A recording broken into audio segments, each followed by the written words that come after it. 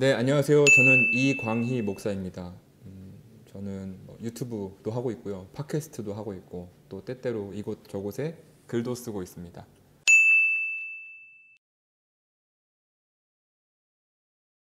그러니까 왜 장로님들까지만 갈 수 있냐? 이게 질문인 거죠. 아, 세상에. 그러니까 이 얘기는 가고 싶은데 나는 가고 싶은데 왜 장로님들까지밖에 못 오게 하냐 이 얘기인 거예요? 네, 맞아요? 너무 감동인데 이거? 그 너무 감동적인 이야기인데. 그러니까 교회 가고 싶다는 거잖아요. 저 청년들이 막 교회 가고 싶어 죽겠는데 장로님들만 오게 하니까 왜 장로님들만 가게 합니까? 이런 거라면 너무 감사한 질문이네요. 지난 코로나 1년을 돌아보면 사실 교회가 작년에 준비했었던 행사들을 제대로 치른 것이 하나도 없죠. 교회 방역 지침에 따라서 교회 좌석에 어떨 때는 10%, 20% 이렇게 출석을 제한하기도 하고 또 아주 심할 때는 방송 인원으로 최소화하면서 교회에서 이렇게 사람들이 모이지 못하니까 최소 인원으로 그 모임이 진행되어 왔었죠. 물론 이제 교회마다 이 코로나 시대에 대처하는 방식들이 다 다르기 때문에 일반화시켜서 한 번에 말씀드리기는 제가 좀 어렵겠습니다만 그렇게 예배만 드리고 있으니까 그러니까 예배 말고는 거의 모든 행사들이 지금 다 중단된 상태니까 혹은 연기된 상태이니까 교회에서 예배만 드리니까 최소 인원으로 한다 했을 때 목사님, 반주자, 그리고 방송 인원만 있으면 되지 않는가 하는 생각을 할 수도 있을 것 같아요. 그런데 교회는 예배만 드리고 있을 때에도 예배만 드리고 있지는 않습니다. 교회는 기관으로서 구조를 갖추고 있기 때문에 행정적이고 또 제도적인 그런 절차적인 결정들이 때때로 필요합니다. 그런 회의들이 이루어지는 곳이 바로 당회인데요. 당회는 담임 목사하고 또 시무 장로들을 구성원으로 하고 있습니다. 당회는 여러 가지 일을 해요. 세례나 성찬도 하고요. 그리고 예배를 기획하기도 하고 또 교회 여러 재직들이나 기관들을 감독하기도 하고 또 교회 직원을 구성하기도 하고 헌금 독려하고 또 노회와 관계 맺기도 하고 또 잘못한 사람이 있으면 치리하기도 하고 이렇게 또 돈도 관리하죠. 어지간한 일들은 다 웬만하면 당회에서 결정을 합니다. 그런데 이제 코로나로 인해서 계속해서 그 행사들을 취소하고 수정하고 또 번복해야 하고 조정해야 하는 과정들이 계속 있었죠. 그런 제반상을 변경해야 하는 일이 몹시 많았습니다. 교회의 제도적 성격 탓에 그 모든 결정들은 과정을 통해서 이루어져야 하는데 그래야 효력이 있는데 그래서 매주 달라지는 방역 지침에 따라서 이번 주, 다음 주, 그 다음 주, 다음 달에 예비되었던 행사 이런 것들을 살피고 또 새롭게 결정해야 하는 그 어떤 순발력들이 계속해서 요구가 됐었죠. 근데 그때 결의 기구인 당회는 다른 기관들과 다르게 그 결정에 대한 책임이 있기 때문에 더 자주 모여야 했습니다. 그리고 또 한 가지 이유를 꼭 말씀드리고 싶은데요. 장로에 대한 세간의 인식이 어떠한들 그리고 또 교회 안에서 장로라는 직분이 어떨 때는 어떤 특권과 계급처럼 보일 때도 있는 것이 사실입니다만 결코 부정할 수 없는 장로에 관한 사실은 장로는 그 공동체가 선출한 것이고 또 그 장로로 선출된 사람은 아주 오랫동안 그 교회에서 헌신해온 사람이라는 것은 분명합니다. 어떤 모양이든지요.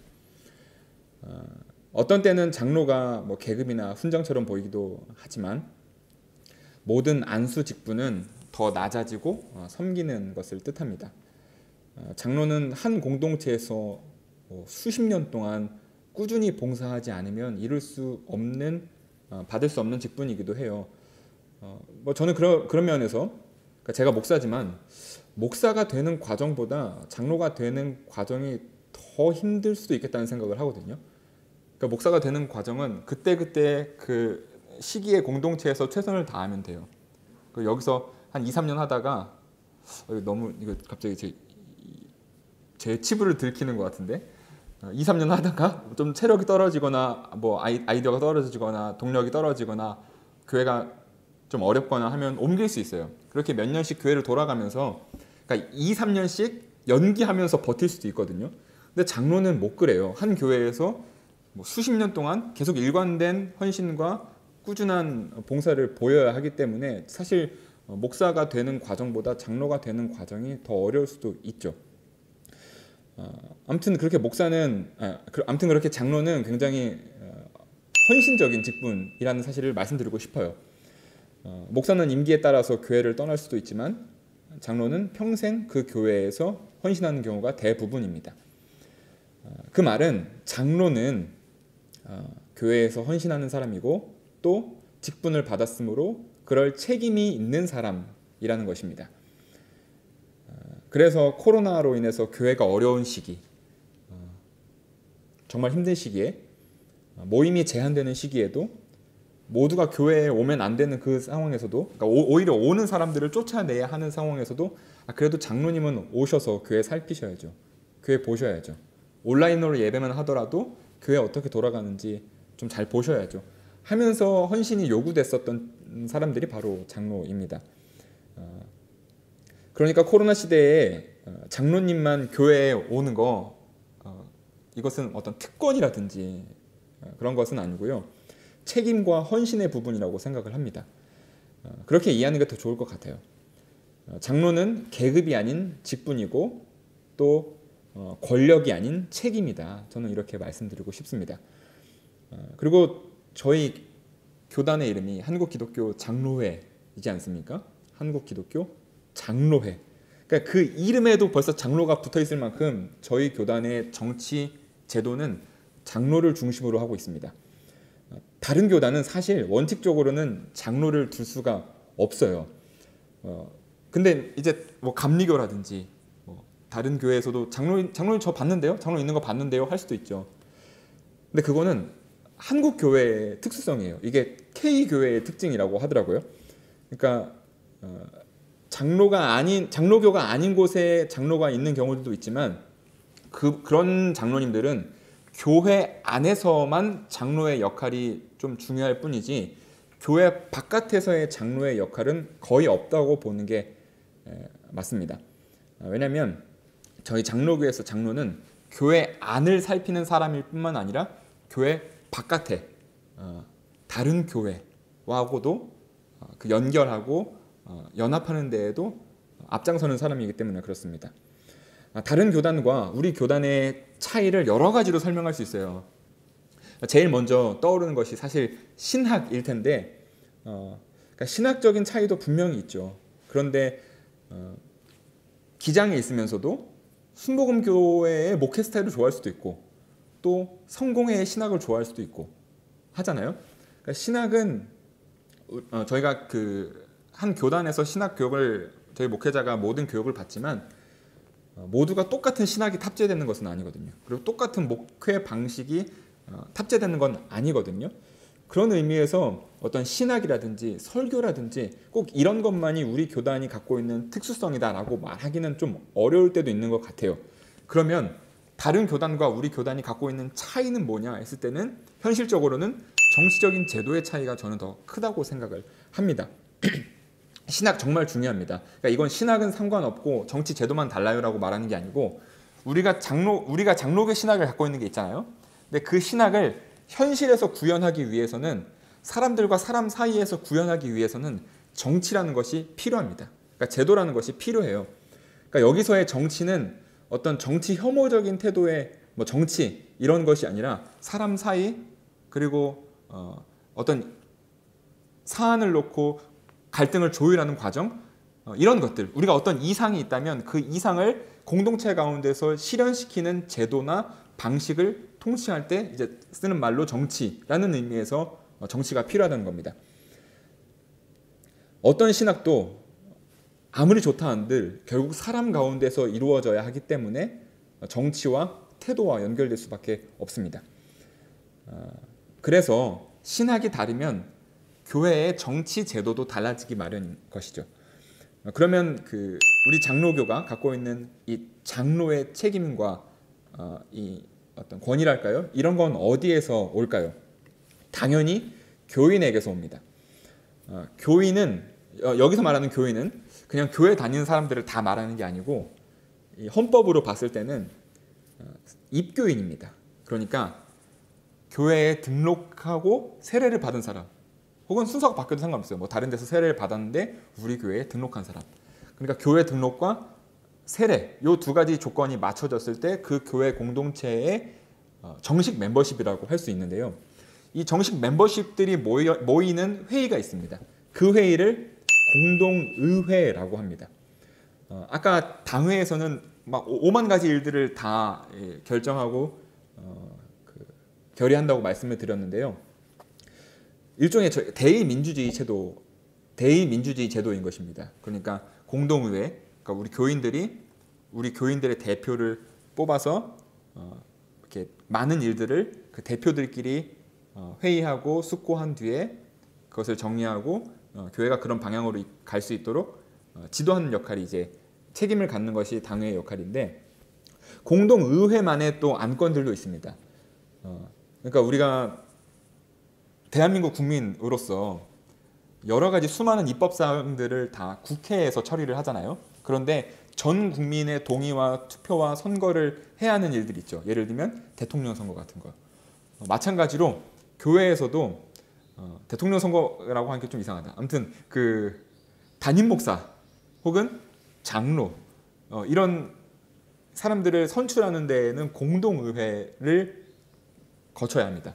그러니까 전 교인들의 동의와 그 수락의 과정들을 거쳐야 돼요. 그리고 또 중요한 일이 교회에 뭐가 있겠습니까? 모든 교인들이 다 동의해야 할 만큼 중요한 일, 뭐 여러 가지가 있겠지만 예를 들어서 교회를 취득하거나 처분하는 일, 그러니까 교회 사거나 교회 팔거나 교회 옮기거나 하는 이런 중대사들은 공동의회를 통해서 결정이 되고요.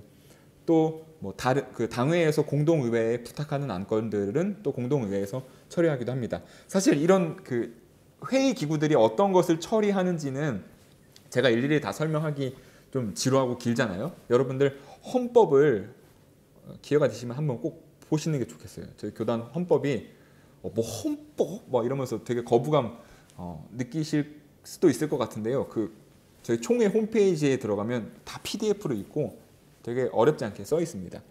그래서 그런 세세한 내용들은 헌법을 참고하시면 큰 도움이 될 거라고 저는 생각을 하고요. 저희 교단에 대해서 이해하는 데도 큰 도움이 될 거라고 생각을 합니다. 어쨌든 그 계속 이야기를 좀 더 이어가면 교회의 전체 회의는 공동의회고, 또 재직, 집사 뭐 이런 직분들이 모이는 회의는 재직회라고 하고, 또 장로와 담임 목사가 모이는 회의를 당회라고 합니다. 그리고 우리 교회가 하나의 당회를 갖추고 있잖아요. 그럼 옆에 이웃 교회들도 다 당회들이 있을 거 아니에요. 그 당회들이 한데 모이는 회의 기구가 노회입니다. 그리고 그 노회가 모인 회의 기구가 바로 총회입니다.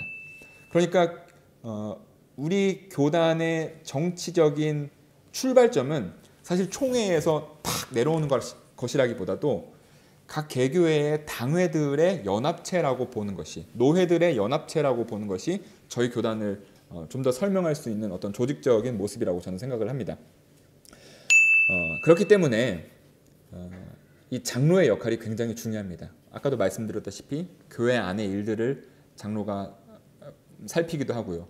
또 다른 노회 안에서 다른 교회들과의 관계에 있어서도 책임을 지고 발언하고 우리 교회 입장을 대표하는 사람이기도 하고, 또 총회에도 그 장로가 가서 우리 노회, 우리 교단, 우리 지역의 아젠다와 입장들을 대표해서 이야기하곤 합니다.